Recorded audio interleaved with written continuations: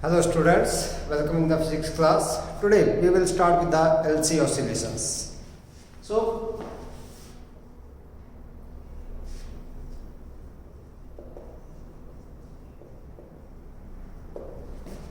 to study the LC oscillations, the circuit diagram is as shown. Here is one inductor.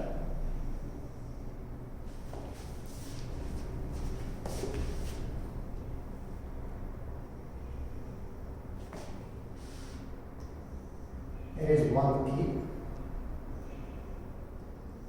Here is capacitor of capacitance C. This inductor, that is of inductance L.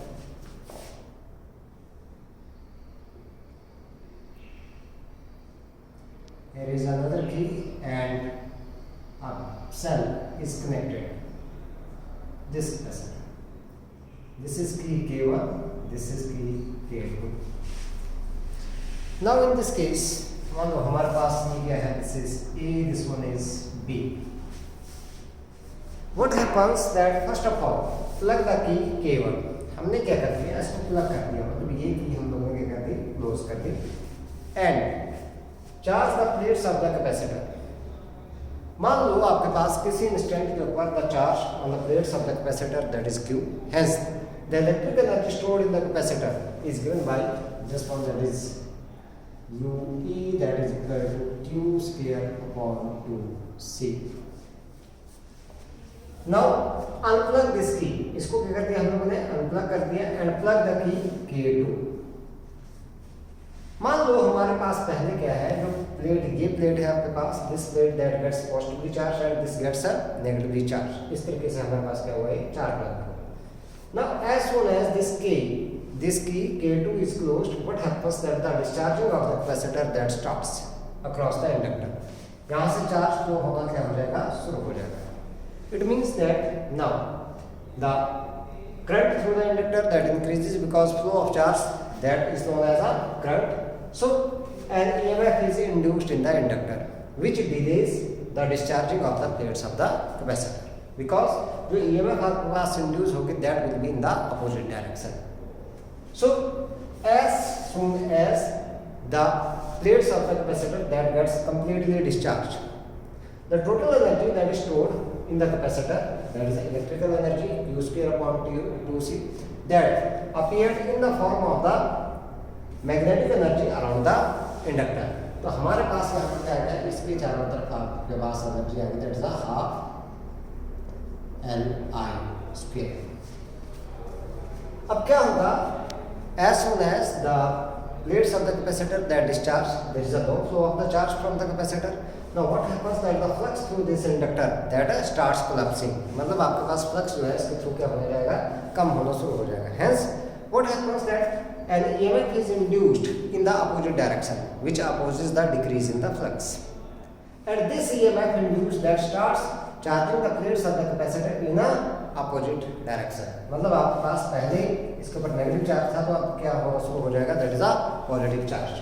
So as soon as the flux around this inductor that becomes zero, then what happens that the plates of the capacitor that gets completely charged, फिर से क्या हो जाएगी, आपके पास charge हो जाएंगे. Now the magnetic energy which was appeared as around the inductor, जो आपके पास magnetic energy थी half Li square, that now appear in the form of the electric energy between the plates of the capacitor. अब फिर से क्या होगा, आपके पास यहाँ से फिर से डिस्चार्जिंग स्टार्ट होगी, फिर इसकी इलेक्ट्रिकल एनर्जी यहाँ पर मैग्नेटिक एनर्जी में क्या होगी, अपीयर होगी, और फिर से आपके पास इसकी जो मैग्नेटिक एनर्जी है यहाँ पर क्या हो जाएगी, आपके पास इलेक्ट्रिकल एनर्जी में कन्वर्ट हो जाएगी. इट मीन्स हमारे पास हम लोग क्या बोल सकते हैं कि that once the energy taken from the battery to charge the plates of the capacitor, it keep on oscillating between the inductor and the capacitor, and this oscillation is known as LC oscillation. Now in this case the charge that keep on oscillating between the two plates of the capacitor, देखो पहले यहाँ positive था, यहाँ पर negative, फिर क्या हो गया, यहाँ से पॉजिटिव और यहाँ पर क्या हो गया, negative. It means that the charge that keep on oscillating between the two plates of the capacitor. So this oscillation that is known as a LC oscillation. इसी को क्या बोलते हैं हम लोग ने, LC oscillation.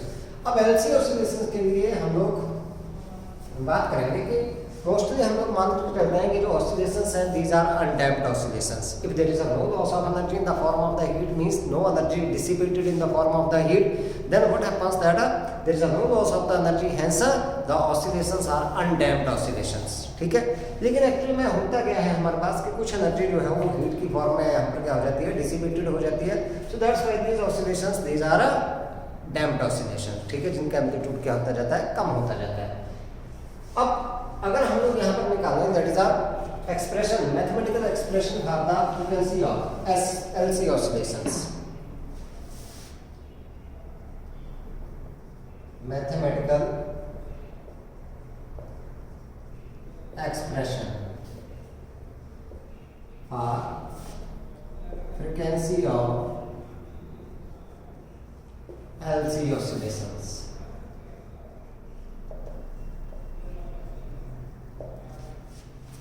हमारे पास क्या है, यहाँ पर सर्किट में हम लोग लगा कर चलेंगे किरचॉफ सेकंड रूल. इसके क्रॉस जो वोल्टेज है दैट इज Q/C और इसके पास जो वोल्टेज आएगी that is minus LdI/dt.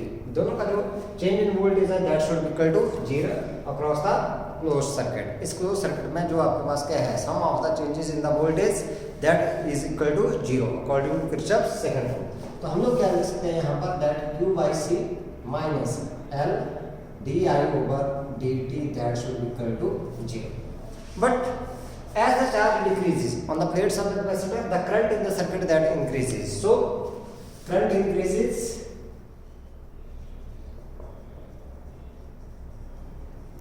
with decrease in charge.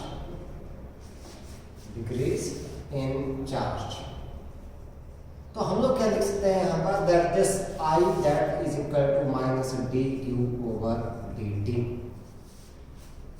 तो यहाँ पर अगर मैं वैल्यू रख के चलूँ किसकी, दैट इज I की वैल्यू रख करके चलूँ तो मेरे पास आ गया, देखो from this equation from 1 Q/C minus L d/dt of minus dQ/dt.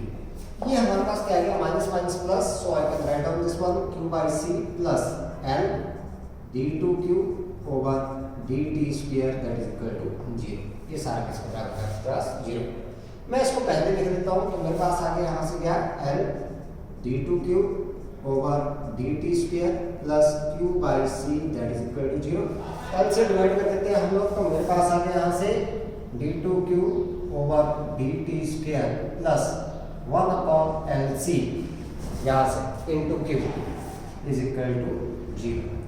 Comparing this equation with the equation of the oscillator, oscillator की equation से हम लोग अगर इसको compare करें किसके साथ है, that is comparing this equation with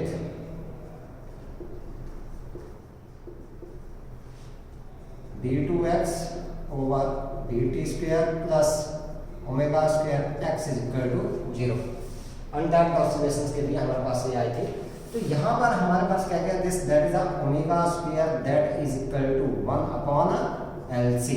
देखो x की जगह q है अपने पास, चार्ज इज ऑसिलेटिंग, ठीक है, और यहाँ पर ओमेगा स्क्वायर की जगह क्या आ गया आपके पास, दैट इज 1/LC. तो हम लोग लिख सकते हैं that this one omega that is equal to 1/√LC.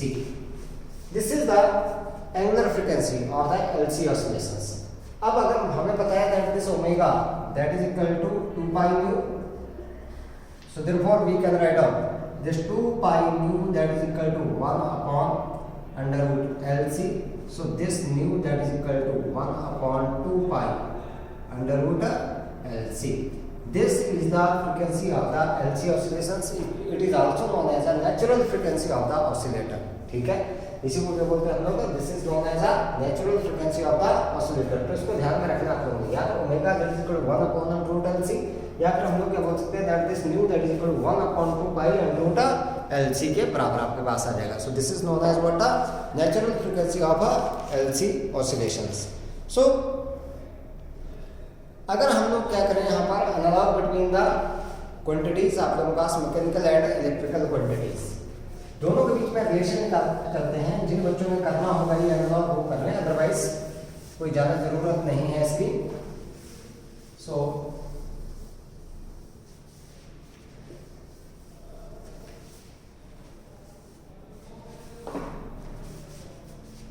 Analogue between mechanical and electrical quantities.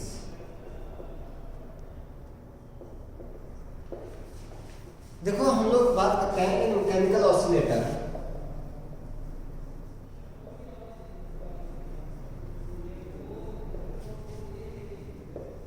Mechanical oscillator की बात करें तो हमारे पास था दैट इज एफ ए, जो आपके पास फोर्स आता था that is M A minus F X that is equal to 0 के बराबर। ठीक है, तो एक्सेलरेशन को मैं लिख सकता हूँ that is M acceleration d2x over dt square. यहाँ से हम लोग क्या कर देते हैं दैट इज प्लस कर देते हैं, प्लस कौन सा, रिस्टोरिंग फोर्स हम लोग लगा करके चलते हैं that is restoring force plus kx that is equal to 0, not minus, this is plus kx that is equal to 0. So from here this d2x over dt square plus k by mx that is equal to 0.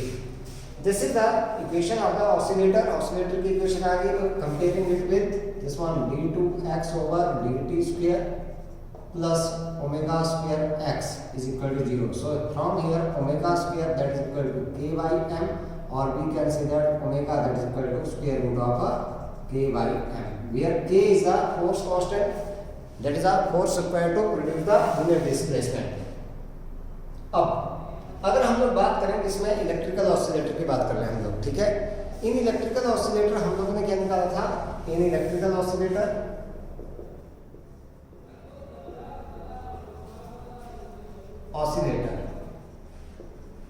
हमने बात कर ली थी that is d2q over dt square plus 1 upon LC q that is equal to 0.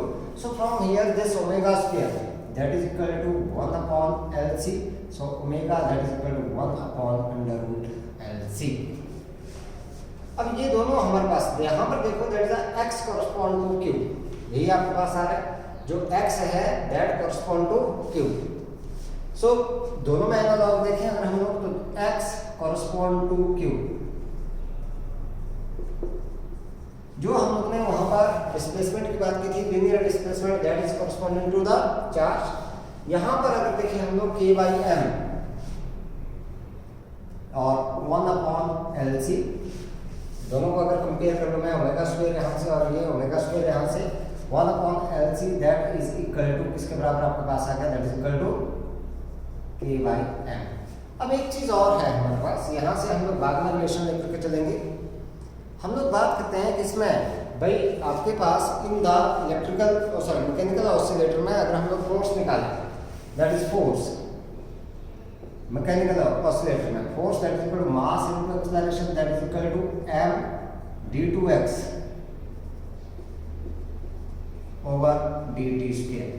In electrical oscillator हम लोगों ने बात की थी किसकी, आपके पास EMF E that is equal L di over dt that is equal to L d2q over dt square. Minus sign में किया था हम लोग ने, लेकिन यहाँ पर मैं मैग्नीट्यूड में बात कर रहा हूँ।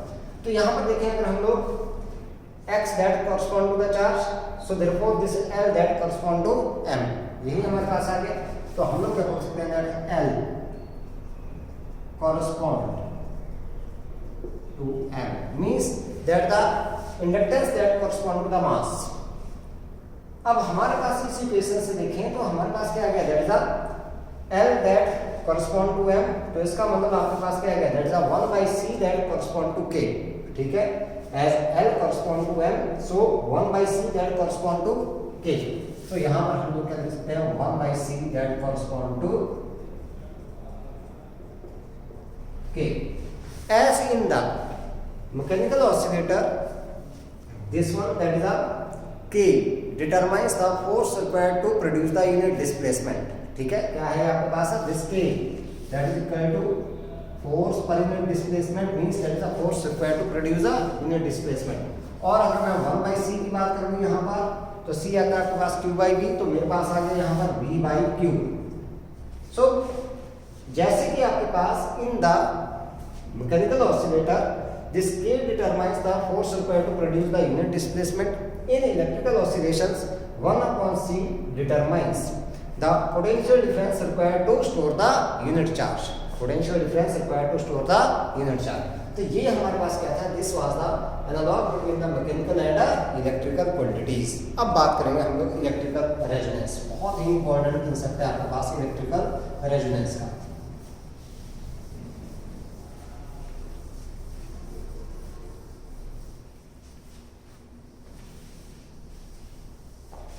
इलेक्ट्रिकल रेजोनेंस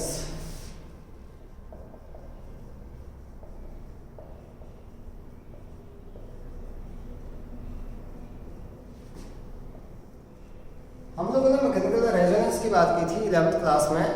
जब भी आपके पास क्या होता था that the frequency of the applied periodic force that matches with the natural frequency of the body, then what happens that the amplitude of the vibration that will be maximum. ऐसे ही बात की थी यहाँ पर। तो हमारे पास क्या होता है कि when in a circuit resistance R, inductance L and capacitance C are connected in a series and the circuit admits maximum current to the given frequency of AC, then this is known as what? That is a series resonance. इसी को क्या बोलते हैं हम लोग? Series resonance circuit. So in a circuit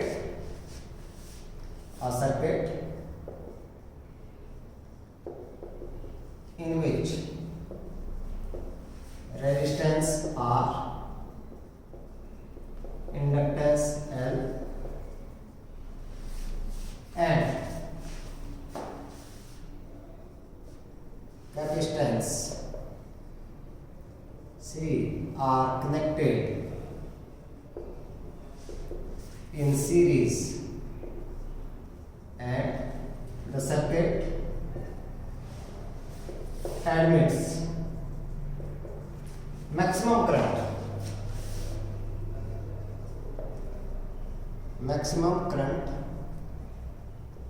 corresponding to the given frequency of AC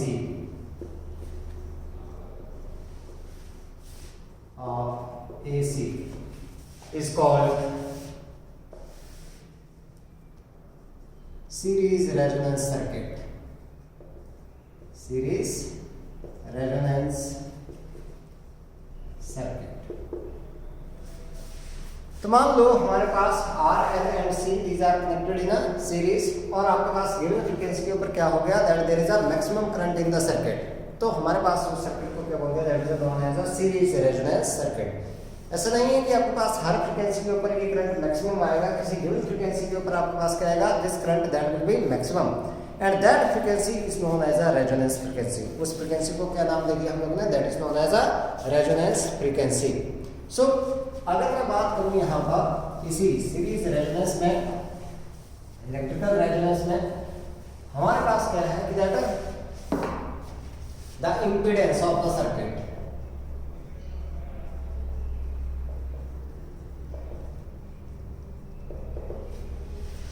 impedance of the circuit that is Z is equal to R square plus XL minus XC का whole square into the root. ये हम लोगों को पता है, ठीक है।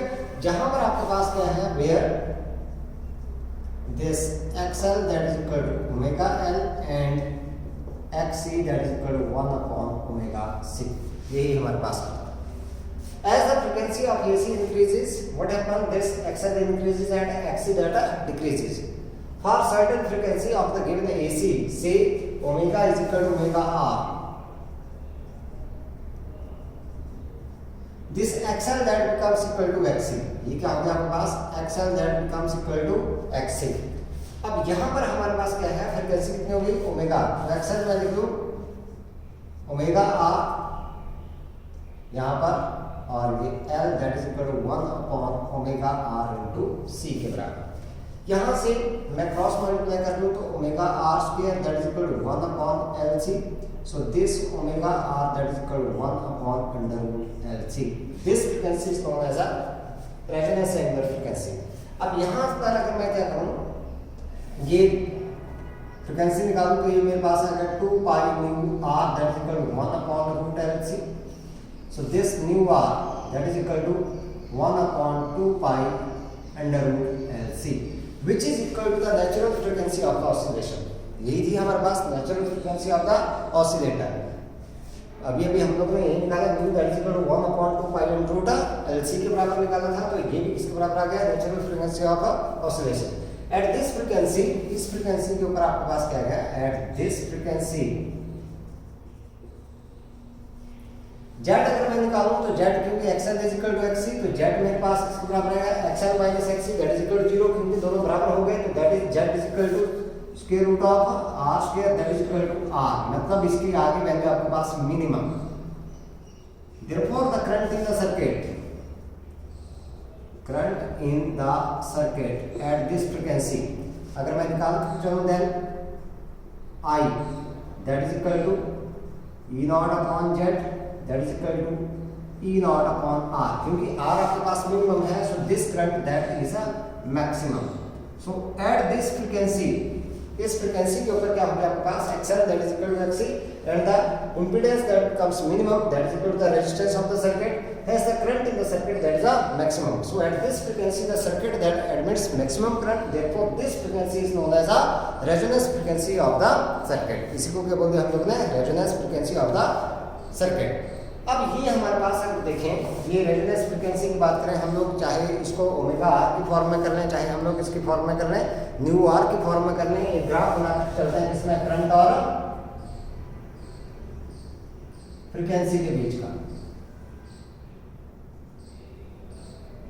इस साइड को मैंने दे दिया ओमेगा, इस साइड को मैंने दे दिया करंट, ये हमारे पास आ गया। अगर मान लो आपके पास हमने बात की थी कि जो जेड की वैल्यू है वो है मिनिमम आर के बराबर, इसका मतलब आपके पास जितनी कम वैल्यू आर की होगी उतना ज़्यादा क्या आएगा, करंट आपके पास आएगा। तो मैंने क्या कर लिया यहाँ पर दो पी की हमने बना ली। पहले जब आपके पास रेजिस्टेंस अगर मान लो ज़्यादा है तो आपके पास क्या आएगी, ये वेरिएशन जो है वो इस तरीके से आ जाएगी आपके पास ऐसे। लेकिन अगर मान लो आपके पास क्या हो गया, that current sorry this one that is Z is less, Z less मतलब आर इज लेस, तो हमारे पास यहाँ पर क्या जाती है, that there will be a sharp peak.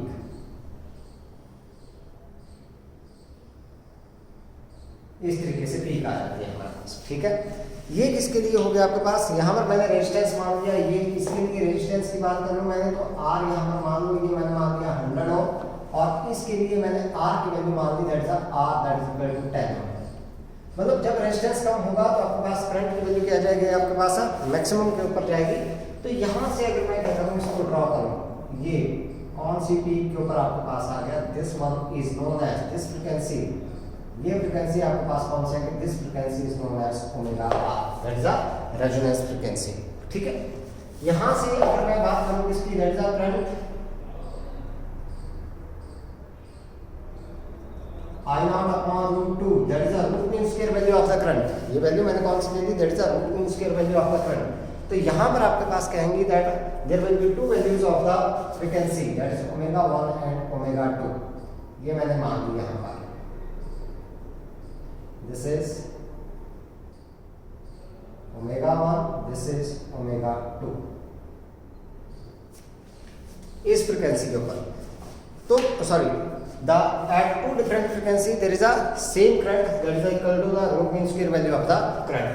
so यहाँ पर देखें आप लोगों के पास जब भी करंट और फ्रीक्वेंसी के बीच में ये एलसी ऑसिलेशंस के ग्राफ पूछा जाए तो आप लोगों ने ये ग्राफ आप लोगों ने बनाना है, this is known as a peak of the resonance, ये क्या आती है आपके पास, पीक ऑफ द रेजोनेंस। अब हमारे पास आते हैं यहाँ पर एक्सेप्टर सर्किट। एक्सेप्टर सर्किट क्या बोलते हैं हमारे पास की, एक्सेप्टर सर्किट और इनका यूज कहां पर आता है हमारे पास, उसकी बात करते हैं हम लोग। एक्सेप्टर सर्किट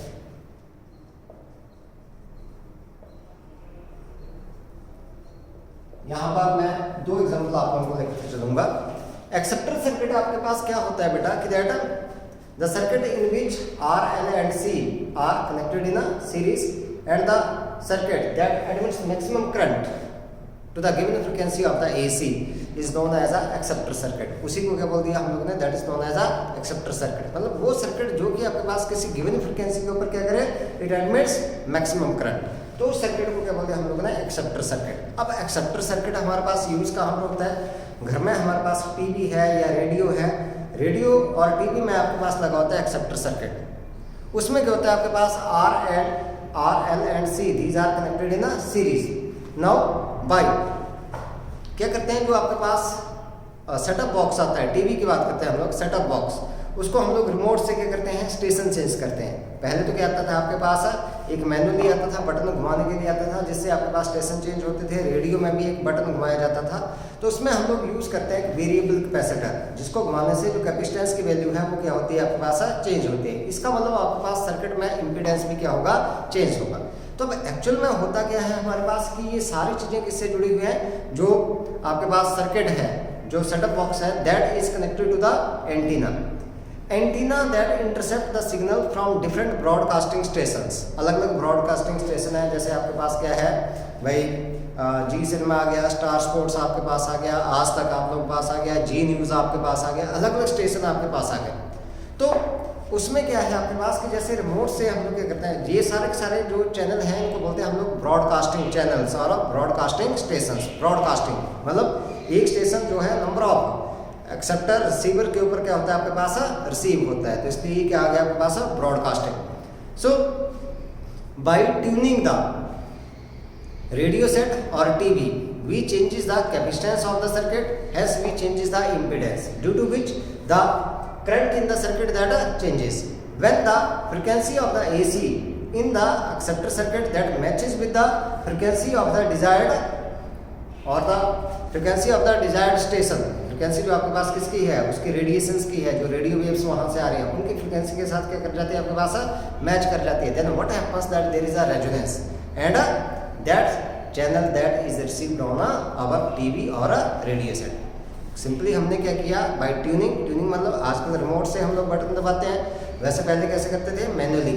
हम लोग क्या कर रहे हैं, कैपेसिटेंस जो है सर्किट का क्या कर रहे हैं, चेंज कर रहे हैं। ठीक है, उससे क्या होगा आपके पास, इम्पीडेंस चेंज हो रहा है। इम्पीडेंस चेंज होने से सर्किट में क्या हो रहा है आपके पास, करंट चेंज हो रहा है। तो जैसे ही आपके पास क्या होता है कि जो करंट आपके पास फ्लो कर रहा है सर्किट में, जब वो आपके पास किसके, उसकी जो फ्रिक्वेंसी है that matches with the frequency of the desired signal, desired station signal, मतलब उसकी जो रेडियो वेव्स आ रही है उनकी फ्रिक्वेंसी के साथ मैच कर जाती है। तो क्या आता है आपके पास, रेजोनेंस आता है।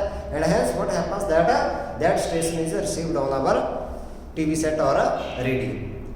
अब दूसरा हमारे पास कहाँ पर आता है, आप लोगों ने देखा होगा जब भी आप लोग मॉल में जाते हैं या कहीं पर आपके पास सिक्योरिटी चेकिंग होती है, मेटल डिटेक्टर एक आता है, metal detector that also give the beep sound whenever there is a metal or our body that passes. और हम लोग किसी डोर से पास होते हैं, गेट भी आता है आपके पास चेकिंग के पर्पज से, वहाँ पर भी किसकी साउंड आती है, बीप साउंड आती है।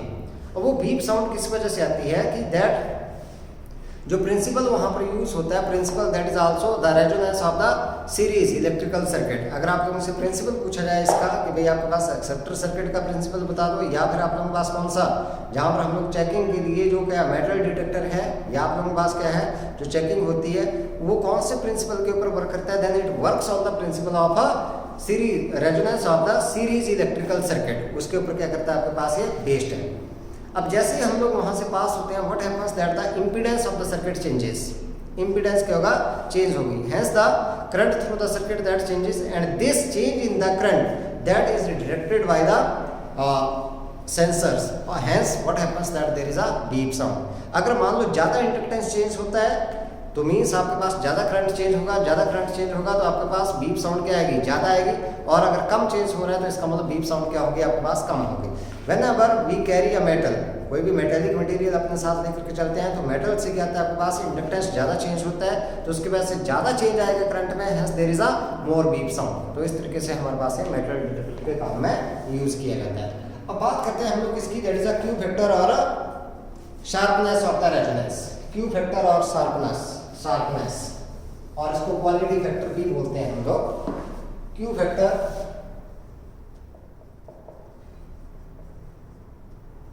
और शार्पनेस ऑफ रेजोनेंस, इसकी बात कर रहे हैं हम लोग। ये जो शार्पनेस आपके पास आ रही है, ठीक है, इसी की बात करेंगे हम लोग। क्यू फैक्टर और शार्पनेस हमारे पास किसकी, दैट इज अ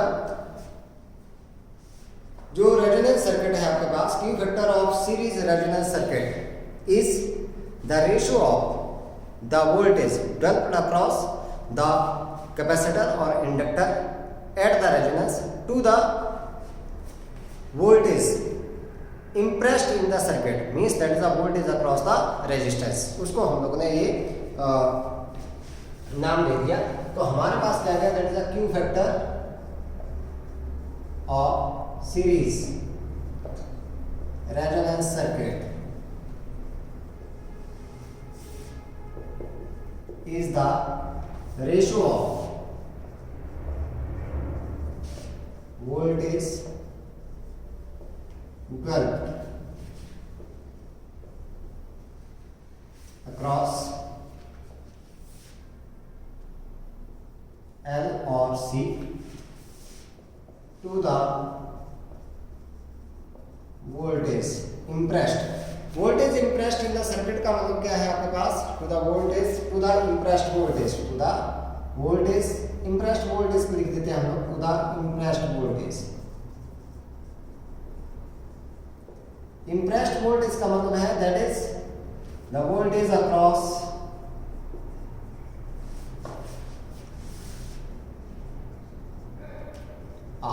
रेजिस्टेंस के अक्रॉस की बात कर रहे हैं, ठीक है, या that is the voltage applied across R के।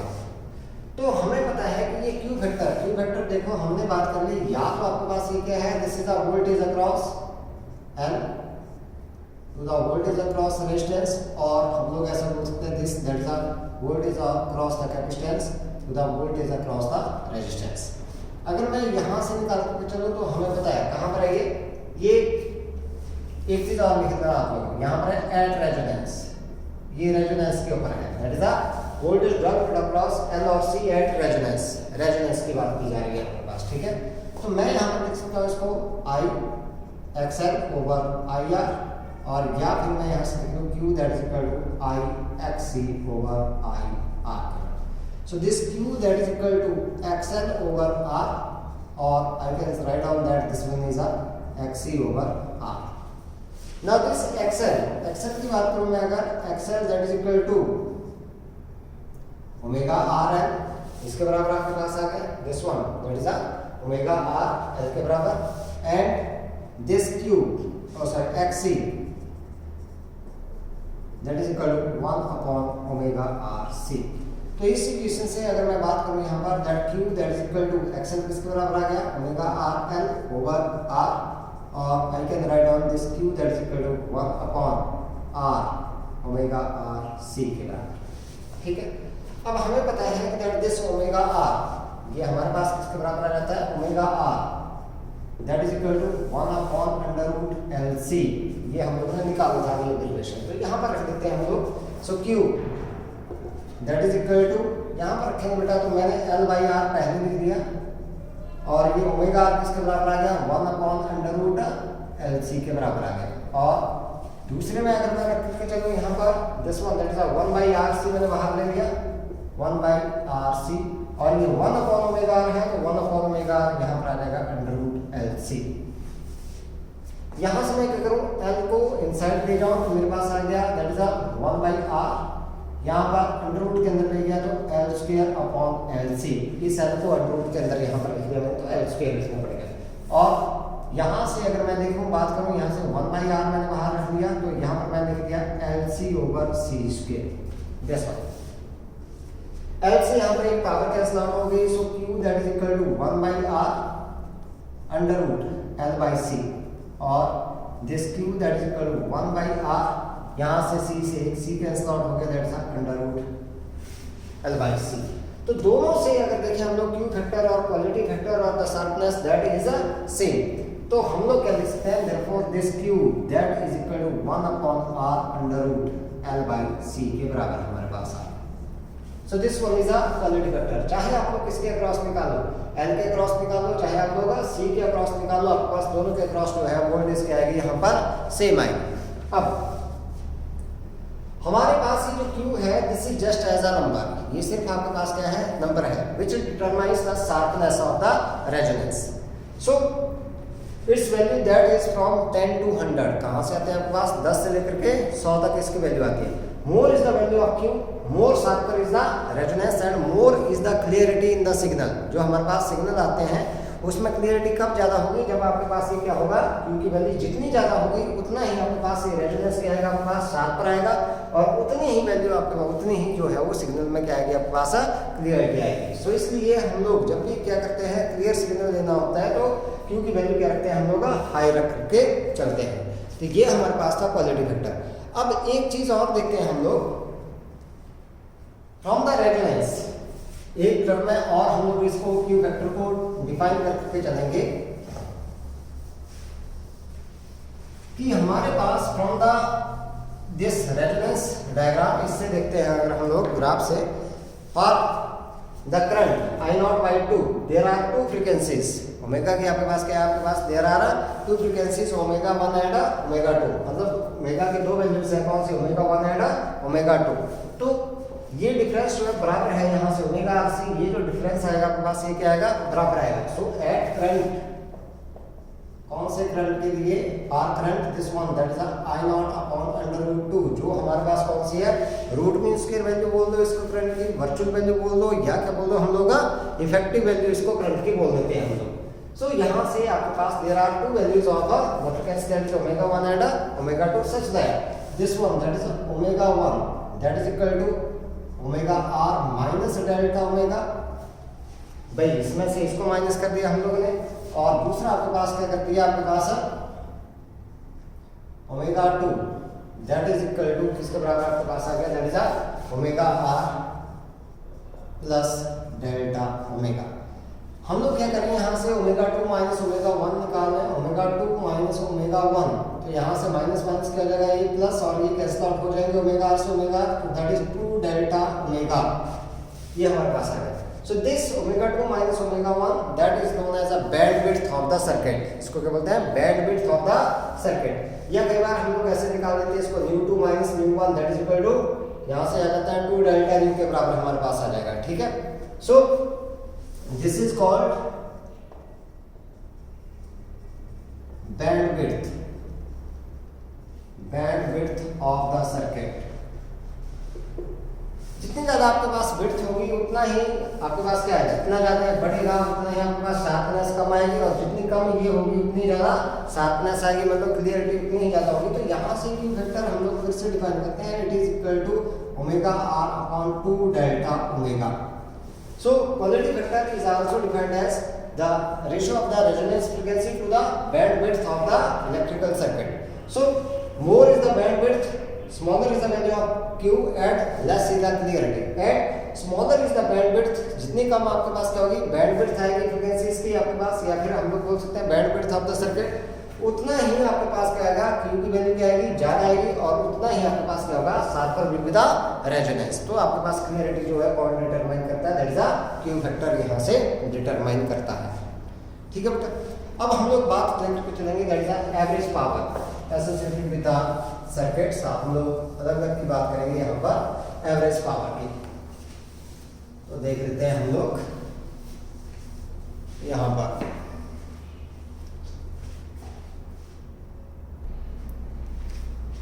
हम लोग बात करते हैं यहाँ पर that is average power associated with the non inductive circuit. इसमें देखते हैं हम लोग क्या है कि भाई हमारे पास in the AC circuit containing resistance only, non inductive आपके पास वो आ गया जिसमें आपके पास इंडक्टेंस कोई नहीं है, मतलब रिएक्टेंस जो है कोई सा भी नहीं है, ना तो कैपेसिटर है ना ही हमारे पास क्या है, दैट इज अ इंडक्टर है। तो हमारे पास क्या आता है कि that in AC circuit containing resistance only, the voltage and current are in the same phase। जो voltage और current है आपके पास वो क्या है, voltage and current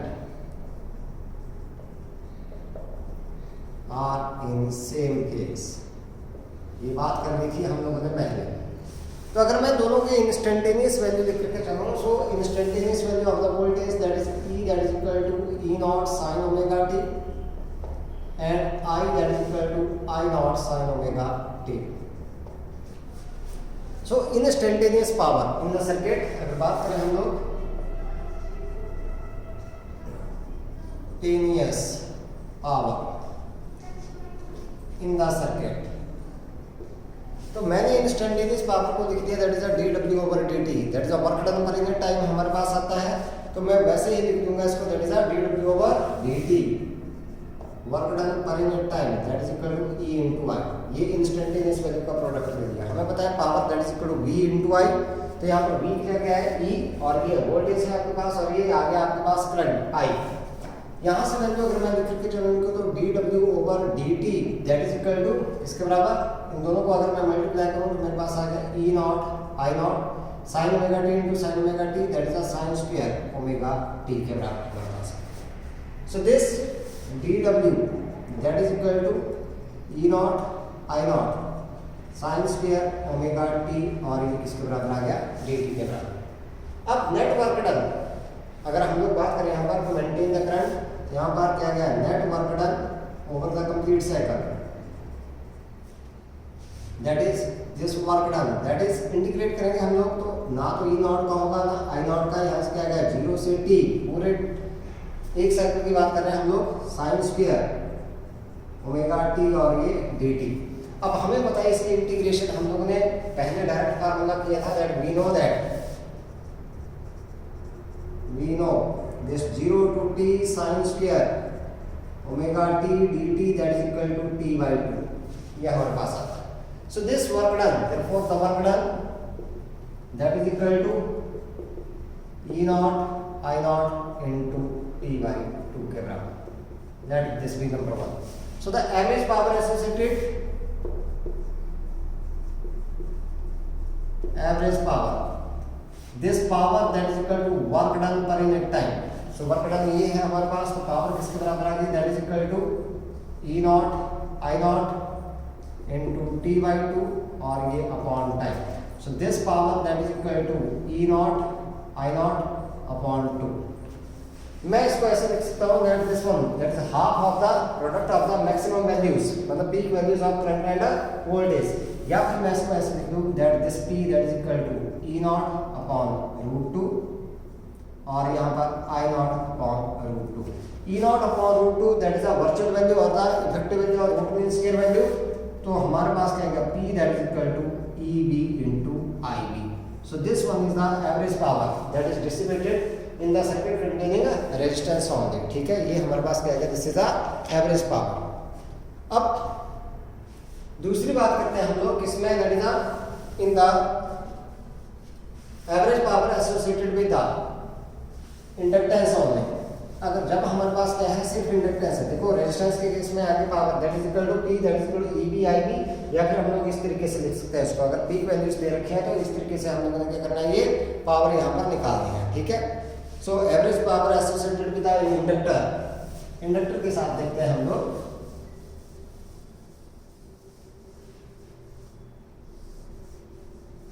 with the inductor।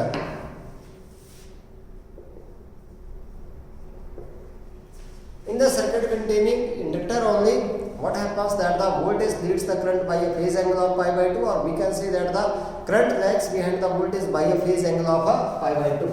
so in AC circuit containing inductance only, the current lags behind the voltage by phase angle of pi by 2। तो इसका मतलब अगर वोल्टेज इंस्टेंटेनियस वोल्टेज आपके पास ये है E that is equal to E not sine omega t, ये हमारे पास, तो करंट हमारे पास क्या जाएगा that is I not sine of omega t minus pi by 2।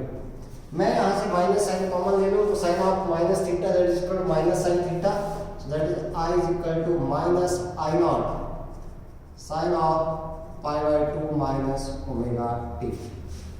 अब sine of pi by 2 minus theta that is equal to cos of theta के बराबर आता है, so I that is equal to minus I not cos of omega t। So the instantaneous power, अगर मैं instantaneous power की बात करूं यहां पर,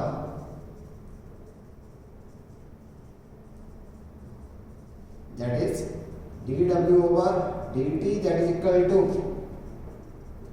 e I के बराबर।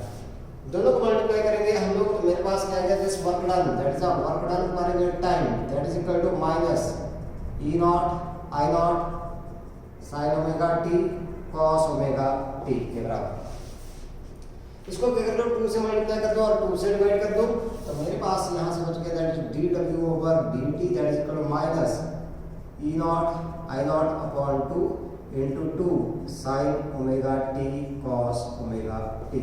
ये फार्मूला बन गया 2 sin a cos a that is equal to sin 2a के बराबर हमारे पास आता है। तो मैंने इसको लिख दिया that is this dw over dt that is equal to minus e not I not upon 2 यहां से sin ऑफ 2 ओमेगा t के बराबर।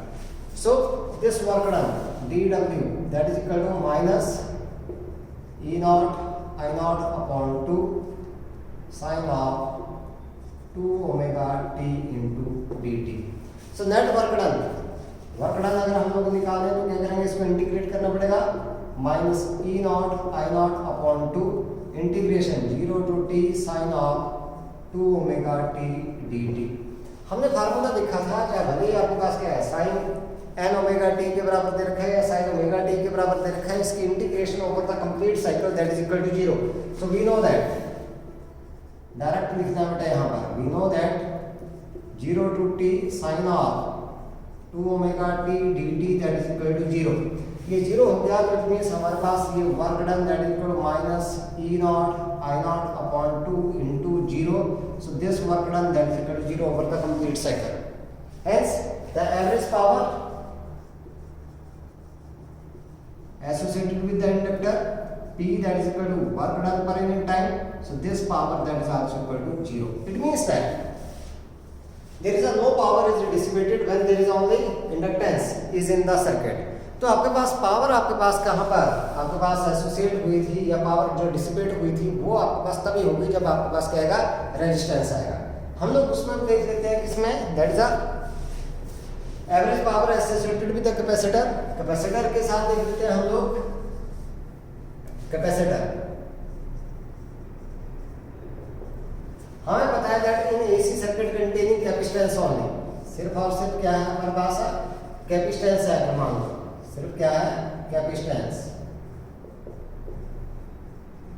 Only, the current leads the voltage. क्या करेगा आपके पास, करंट जो है वो वोल्टेज को क्या करेगा यहाँ पर लीड करेगा, the current leads the voltage by phase angle of pi by 2। तो यहाँ पर मेरे पास आ जाएगा ये प्लस, और यहाँ पर भी मैंने क्या लिख दिया, ये प्लस लिख दिया, तो यहाँ पर हमारे पास आ गया sin pi by 2 plus omega T that is equal to cos of omega T. अब यहाँ पर ये माइनस साइन हट गया, बाकी सारा का सारा सेम है आपके पास, ये सिर्फ माइनस साइन आपके पास हट गया ये, तो हमारे पास ये क्या आ गया, that this one that is a work done that is equal to 0, hence the power associated with the capacitor that is also 0। तो इसका मतलब हमारे पास पावर सिर्फ डिसिपेट होगी किसके अक्रॉस है, that is only across the resistance, सिर्फ और सिर्फ किसके अक्रॉस है, रेजिस्टेंस के across, that is a R जो sorry P that is equal to किसके बराबर, EB इंटू IB के बराबर आपके पास, that is a product of the virtual values of the voltage and current. हम लोग वहां से पावर जो है वो ऐसे भी निकाल सकते हैं, that is a IB square into R, I square R आता है तो किसका स्क्वायर करेंगे हम लोग, IB स्क्वायर इंटू आर की बात करेंगे हम लोग, ठीक है बेटा। तो ये हमारे पास था पावर डिसिपेटेड। कई बार क्या होता है हमारे पास ग्राफ पूछे जाते हैं कि भाई आप लोगों ने बताना है कि ये ग्राफ जो है वो किसके लिए है। एक चीज और आपके पास जो पावर की जो फ्रीक्वेंसी आती है 11th क्लास में हम लोगों ने बात की थी, ये that the frequency for the power that is double that than that of the frequency of alternating current और वोल्टेज, उससे क्या आएगी आपके पास डबल आएगी, फ्रीक्वेंसी क्या हो जाती है डबल। तो जहां पर भी डबल फ्रीक्वेंसी आप लोगों को दिखी वहां पर मान लो आपके पास क्या मान है, क्या है ये, दैट इज गिवन पावर। तो जैसे मान लो हमारे पास यहाँ पर हम लोग कुछ ग्राफ ड्रॉ करके चलेंगे, मैं दो चीजों के लिए यहाँ पर ड्रॉ करूंगा graph.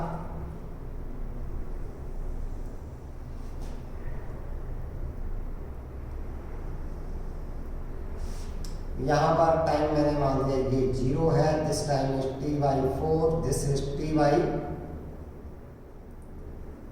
This is 3t/4 and this is time t।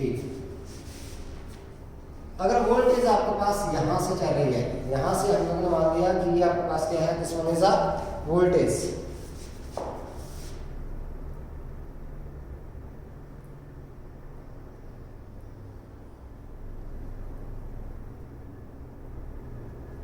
ये टाइम मैं बाद में लिख दूंगा।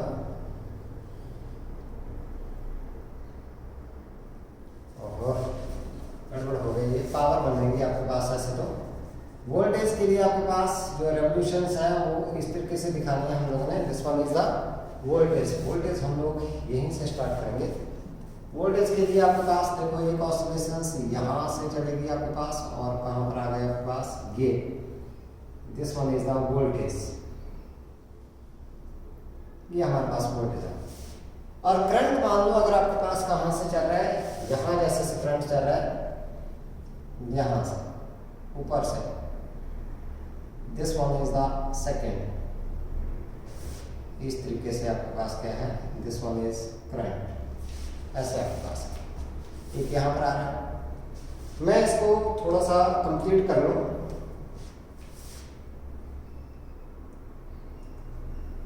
ये आपके पास इंटरवल है टाइम के।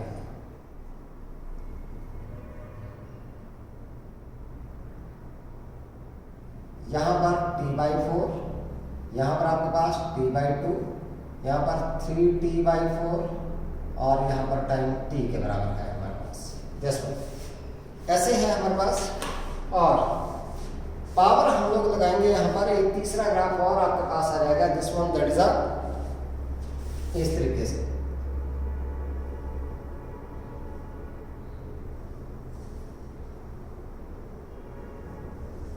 ऐसे अब यहां पर देखें, अगर हम लोग देखो, ये आपके पास this one is voltage, this one is current. ये हमारे पास क्या है, करंट।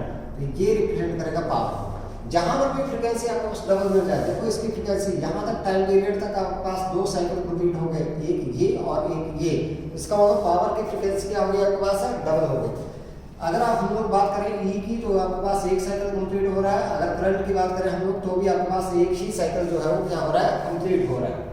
अब जिसमें आपके पास क्या होगा, when this current leads the voltage, it means हमारे पास ये जो सर्किट दे रखा है, इट इज फॉर इंडक्टर। किसके लिए आपके पास है, इंडक्टर के लिए। तो ये सर्किट आपके पास किसके लिए आएगा, एल के लिए।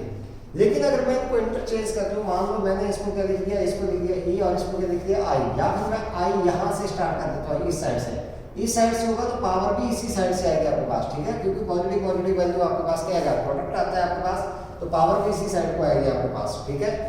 तो उस केस में आप लोगों के पास क्या होगा कि दैट करंट को आप लोगों ने क्या दिखाना है भाई, यहाँ से क्या कर दिया आप लोगों ने कि जो करंट है आप लोगों के पास, उसको भी आप लोगों ने क्या करना है, लीड करते हुए दिखाना है, ठीक है। लीड करने के लिए क्या होगा, करंट यहाँ से स्टार्ट हो रहा है, वोल्टेज आपके पास कहाँ से, यहाँ से स्टार्ट हो रही है, ठीक है।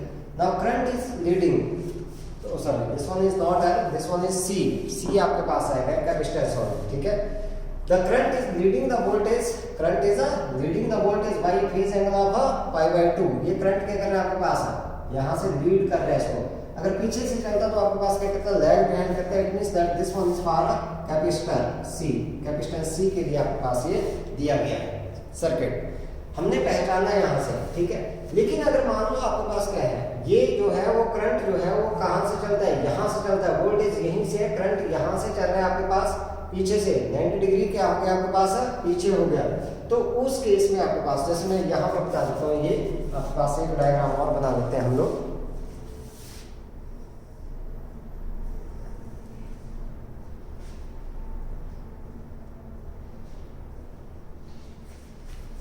अगर मान लो वोल्टेज जो है वो एज इट इज है आपके पास, जैसे हमारे पास ये दे रखी है, वैसे की वैसे ही वोल्टेज इस तरह से।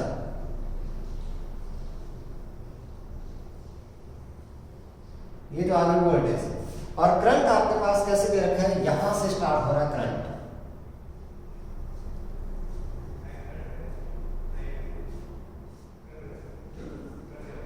इस तरीके से ये हमारे पास क्या हो गया, करंट स्टार्ट हो गया।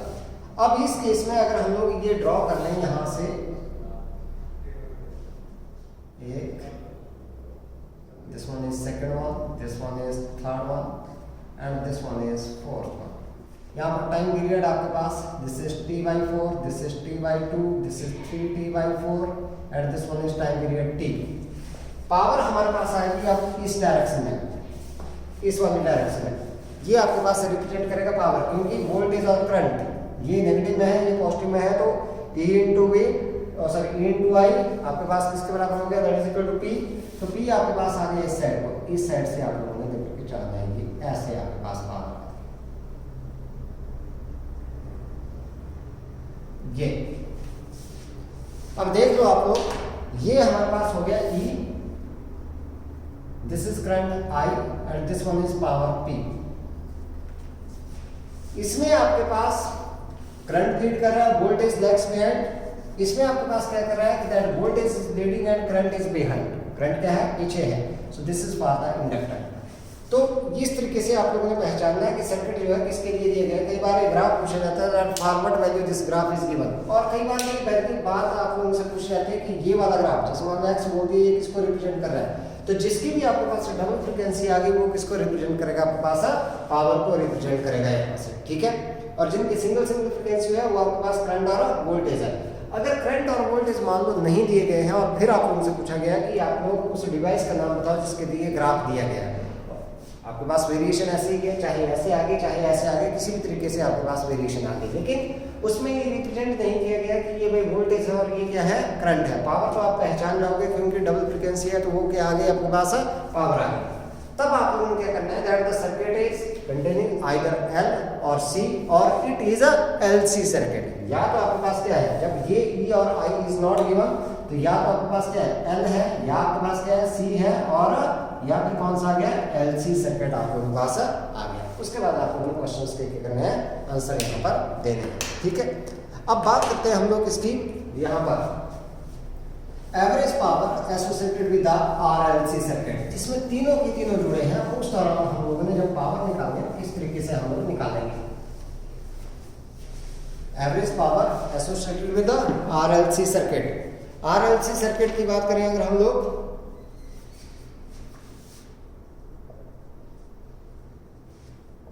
Average power associated with RLC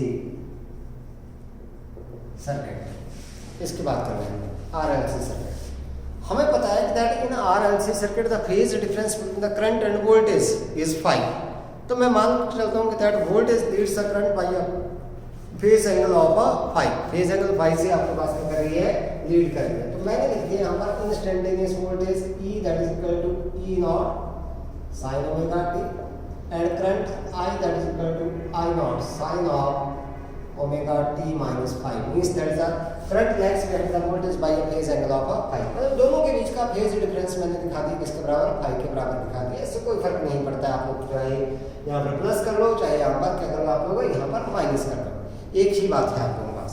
so the instantaneous power that is work done per unit time, मैं निकाला तो मेरे पास किसके बराबर आ गया, E into I के बराबर आ गया।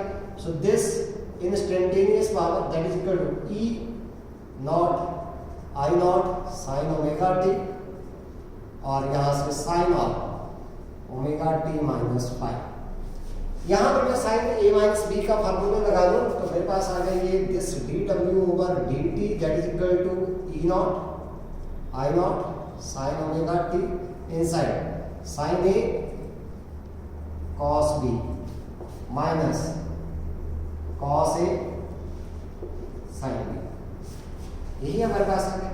तो यहाँ से मैं लिख के चलूँ तो मेरे पास आ गया dw over dt that is equal multiply कर देता हूँ बेटा इसको, तो मैंने लिख दिया E not I not cos of 5 मैंने पहले लिख दिया sin square omega t minus यहाँ से देखो मैं तो E not I not sin of 5 मैंने पहले लिख दिया, ये यहाँ से बनेगा आपके पास sin omega t cos omega t, ये हमारे पास आ, ठीक है। यहाँ से तो फार्मूला बन जाएगा, इसको मैं 2 से मल्टीप्लाई कर देता हूँ, 2 से डिवाइड कर देता हूँ, तो मेरे पास ये आ गया किसके बराबर, E not I not cos of phi sine square omega t minus E not I not upon 2 sine of phi into 2 sine omega t cos omega t. 2 से मल्टीप्लाई करते हैं, 2 से डिवाइड करके यहाँ पर ये आ गया E not I not cos of phi sine square omega t minus this is E not I not upon 2 sine of phi into sine of 2 omega t. 2 sine A cos A that is equal to sine 2a के बराबर हमारे पास आता है। तो यहाँ से ये आ गया आपके पास डी डब्ल्यू over d t, work done per unit time. यहाँ से मैं निकालूंगा ये work done, so this d डब्ल्यू that is equal to d t से मल्टीप्लाई कर देता हूँ, अगर हो जाएगा E not I not cos of phi sine square omega T D t, इस पर कर दिया मैंने, minus E not I not upon 2 sine of phi sine of 2 omega T D t. Now net work done क्या करेंगे, इसको integrate कर देंगे हम लोग। सो नेट वर्क डन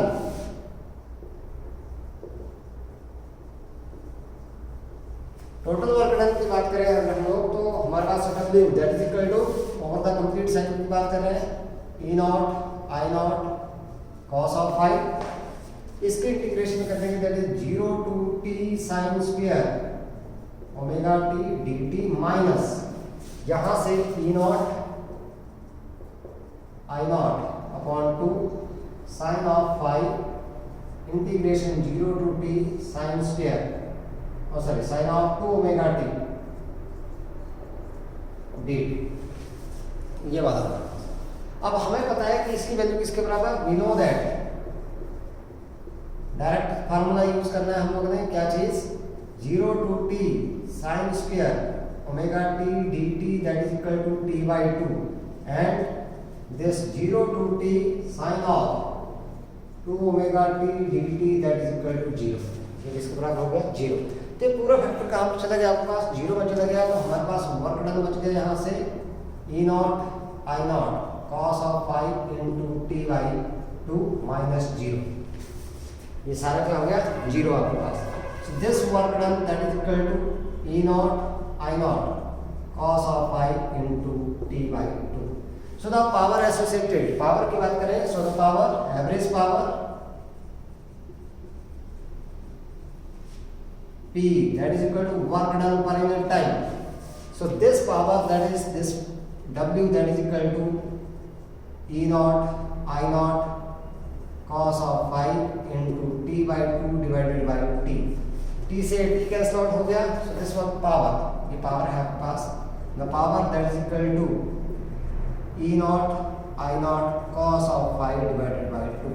अब इसी को मैं क्या कर रहा हूँ यहाँ पर अलग अलग लिख देता हूं। So this power that is equal to E not upon root 2 I not upon root 2 cos of phi. E not upon root 2 that is equal to the effective value, virtual value और root mean square value. मैंने इसको लिख दिया P that is equal to E B और ये I B into cos of phi. This is the power associated, there phi is the phase difference between current and voltage. ठीक है, तो ये क्या है आपके पास, this phi that is a phase difference between the current and voltage. So power आपके पास, जब भी आप लोगों को किसी भी एसी सर्किट में पावर निकालनी है, कोई सा भी दे रखा है आप लोगों को, तो इस फार्मूला को प्रेफर करना है आप लोगों ने।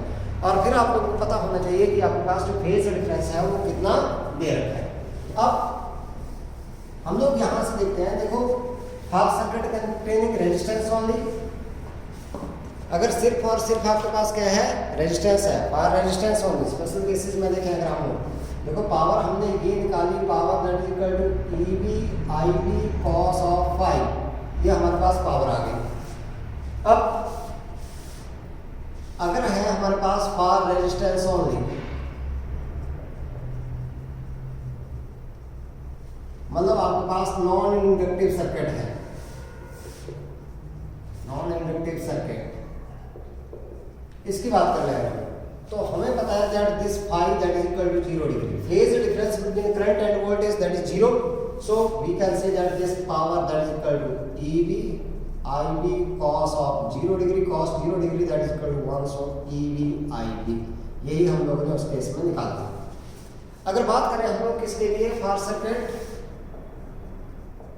फॉर इंडक्टेंस और कैपेसिटेंस,